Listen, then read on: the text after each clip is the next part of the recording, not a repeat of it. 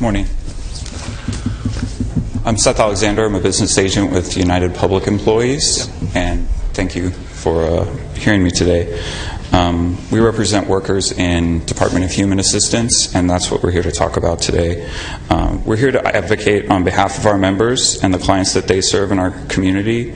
Our workers view the changes that are taking place within DHA as detrimental to their ability to assist their clients. As you may know, DHA recently eliminated caseloads within the CalWorks program. This, combined with earlier changes, means that most of those receiving, only those receiving welfare to work have an actual caseworker assigned to their case. After they complete the intake process, there's no one worker that they go to for help. Under this new model, once you, the success of the new model hinges upon a call center that was created at the Bowling Green office, and under DHA's plan, the majority of the case maintenance activities, which include answering questions from clients, processing renewals, closing cases, takes place at this call center. Under the old model, if there was a question, a client would call the worker or would come into the bureau to see their worker, and they can't do that anymore. The changes have negatively impacted our workers' clients in a number of different ways that I'd like to talk about. The first is at the call center. It's UPE's belief that the call center is only surviving because of an unprecedented level of overtime that's being worked within DHA. The call center currently offers overtime 4 days a week, as well as open lobby bureaus offering overtime 2 to 3 days a week. UPE requested information on the amount of overtime that was being worked compared to last year, and we've yet to receive this information from the county. Overtime is necessary because the call center workers no longer have time to process the tasks that are required to maintain these cases.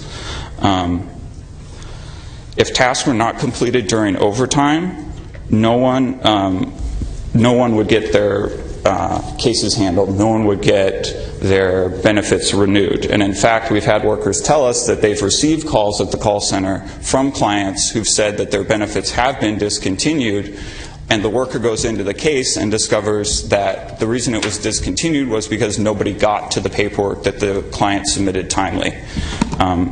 If this overtime goes away, we believe this problem will get even worse. Under the new system, under the old system, every client would have had one worker that was responsible for processing their paperwork. If something got missed like that, there was someone that could be held accountable. The new system has no such accountability. In fact, the department has stopped measuring the timeliness of the processing of SAR-7s, which is a critical measure of whether the department is processing renewal paperwork timely. Because of the call center, workers are now required to process a wider range of programs than they were previously.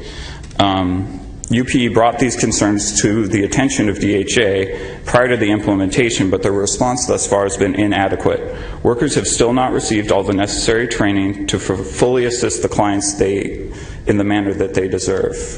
Workers are forced to resort to placing their clients on hold in order to ask coworkers questions about how to process a case due to this inadequate training. Prior to the launch of what's called SDR, UPE had an agreement with the county that 1 month after implementation, they would survey our workers for areas in which they needed assistance. When we met with them 1 month later, they'd made no progress on even putting that survey together. It went out just a couple weeks ago. It was supposed to go out in October. Clients with foreign languages are now disadvantaged in the new call center. The call center only has the ability to assign 3 different phone queues: English, Spanish, and Russian. Clients with other language needs, which previously could have been met by a special skills worker that the department does employ, are now likely to have to use a language line interpreter, which is an additional cost to the county. It's also frustrating for the client because now you're trying to organize a call between 3 different people on 3 different phone lines. Sometimes these calls drop and then they have to start all over again. Additionally, using a language line interpreter does not allow for the interpreter to look at any documents, which makes it harder to process some cases. The negative impacts of SDR are not confined just to the call center, but also to the bureaus that still receive walk-in clients. All open lobby locations saw a decrease in the number of total staff due to the move of most case maintenance staff to the Bowling Green call center. Under the old model, these staff were used to see drop-in clients. Under the new model, these clients now have to be handled by front lobby staff, which the department refers to as CSRs, customer service reps. This creates a backup when too many clients decide to come into the bureau at the same time. In these instances, welfare-to-work workers at the bureaus, which do have caseloads still, are required to put their work aside and come to the front and assist the lobby. This was not necessary under the old model. Clients could set up appointments with their workers to see them. The department had control over the flow of work, and they no longer have that control. Clients now either need to wait on hold or wait in the lobby to get help. And this increases the pressure on lobby workers to turn over clients in order to get to the next one. Because of the reduction in continuing staff at bureaus, each location also now has begun double booking intake appointments in order to meet the requirements that they provide clients with timely appointments. They tried this initially after the launch of SDR in August, and UPE pushed back against it, and they rolled it back because we believe it to be a meet and confer item. But we've received information that they have once again implemented this process. Now, besides that, it's a negative impact to the clients because you have two people that get scheduled for the same time slot. Now, they do this because there's a no-show rate, but not everybody no-shows. So then you have two people who come in for their 8 o'clock appointment. And the worker has to go out to one of them and say, I'm sorry, you're going to have to wait maybe an hour and a half before I can see you. Well, why do I have to wait? Well, we double booked your appointment. Why did you double book my appointment? I'm sorry, that's the way we do it. What is the worker supposed to do? I don't think that's good service to the clients. And again, it's our belief that that has begun again and has gotten worse under this new model because there's less staff. In both open lobby and the call center, there are almost constant changes taking place to the duties as the department struggles to adjust on the fly to the problems that are being created by this new model. Workers are not provided with sufficient time to review these changes, and UPE is rarely noticed in advance of changes. We have been meeting with the department, but it's not the way it's supposed to work. It's like a running battle. Some fire comes up over here, we race over to put it out, and back and forth. It's just like the workers in the lobbies who now get moved around from job duty to job duty to put out fires. Overall, the process is incredibly disheartening to a group of workers that are dedicated to their clients. That's why we're here. I can't tell you how many times I've had somebody come to me and say, this is making my job harder. They're not concerned about the fact that things have changed. It's not things change and the workers understand that. It's that the changes don't make sense. They don't see how this is helping them do their jobs better. They don't see how this is helping them help the clients any better. And that's why we're here. DHA's plans have dehumanized the Department of Human Assistance, and they've transformed clients and people into tasks and phone calls for what? We're not sure. Why was this done? The only answer we were ever given was because there were too many unanswered phone calls. Well, the department had ways. They could never tell us how many phone calls weren't answered. What we're here today to ask is for you to hold a DHA accountable for this. Ask them why they decided to make these changes. What problems do they see with the new system? What are they doing to fix them? How are they measuring their successes? And when is enough enough? We've come to them with suggestions, but at this point, the die has been cast, and we're turning to you. So, thank you. Okay, thanks, Seth. Okay, did you come up? And Seth used a lot of the time up. How much time? Mine is real quick, believe me. Right. I got about 2 minutes here at the most. Right, My name's DHA Terry. I'm the chair of UPE, and I'm also here about the service delivery change. What it has done to the South County of Sacramento is losing valuable employment services for DHA clientele. Locations for presentations and facilitations of employment assistance programs are dwindling. Time spent with clients on how to receive or participate in these services has also been reduced. One location for 44% of the Sacramento County CalWorks population and 33% of the welfare to work CalWorks clientele are all at one location now. Okay, the employment services in that area, they all just have one location. We are losing space at that location and stuff. So that leaves like 56% of the other CalWorks people, they have 4 different locations to go to. And 67% of the people that are doing welfare to work have 4 other locations to go to. That breaks down to about 14% and 16% for the other 4 locations.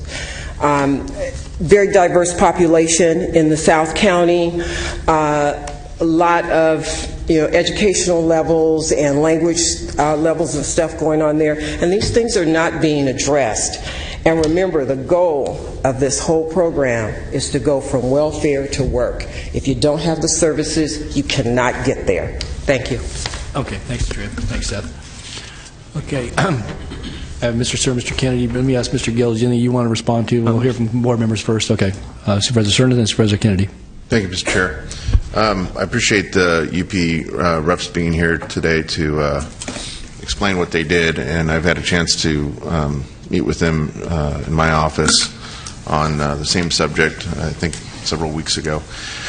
I know that we're restricted because of Brown Act, obviously to discuss in great detail the subject or the substance of what they brought to our attention today, but I'm wondering if Mr. Gill can respond how and by what means we can get some of these questions answered, not just for UPE but for us. At least I'd like to have a better understanding of why we believe the changes that have been implemented are going to result in a higher level of service for the clients.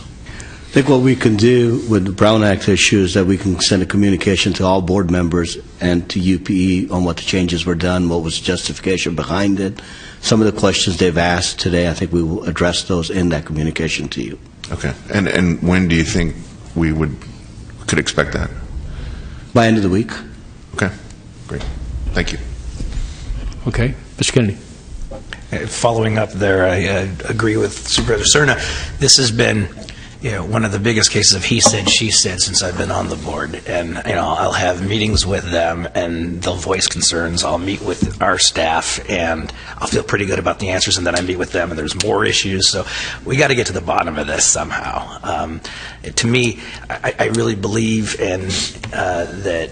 There's a whole bunch of misinformation and a lack of communication. So anything we can do to just get beyond that, and we all need to be on the same page on this thing. Okay, understood. Thank you.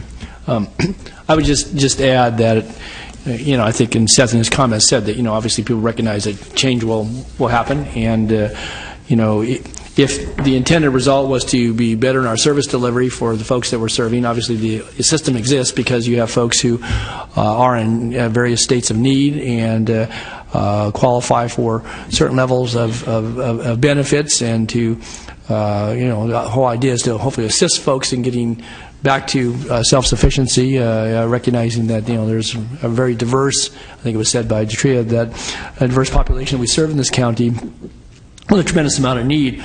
I guess what I would like to see in any response, though, is that to the points that were made here today, and I've heard them as well. We've been receiving ongoing communication from folks. There's been an online petition, and I think we've seen that, and I've had a chance to meet with some of the folks, not real recently, but certainly in past months. And I think there was some, as you would with anything new, there'd be some apprehension and anxiety about shifting. But I guess to me, the true measure is that from the standpoint of the folks who are delivering the service, the line workers and folks that are in our offices and handling the phones, how it's working there, but also then from the standpoint of the clients that we're serving, because that was the way it was explained to me, and I think all our board received communication regarding that, is that this model would to the point being made, would, you wouldn't have the complaints about no return calls and so forth. But if in fact we're having other issues, then we need to work obviously with the folks who carry out those tasks. But I think this board needs to be informed of it, because again, I think that a lot of those folks who may be going there for services or seeking out services and so forth are not necessarily the most empowered folks when it comes to calling their supervisor and complaining about the long wait time in the lobby or whatever. And so I think we hear that from workers, or we hear it from our administrative staff. If there are needs there relative to resources or staffing or changes that we made that really haven't played out the way we thought them, then we need to be able to recognize that and work with our workforce and certainly people we're serving.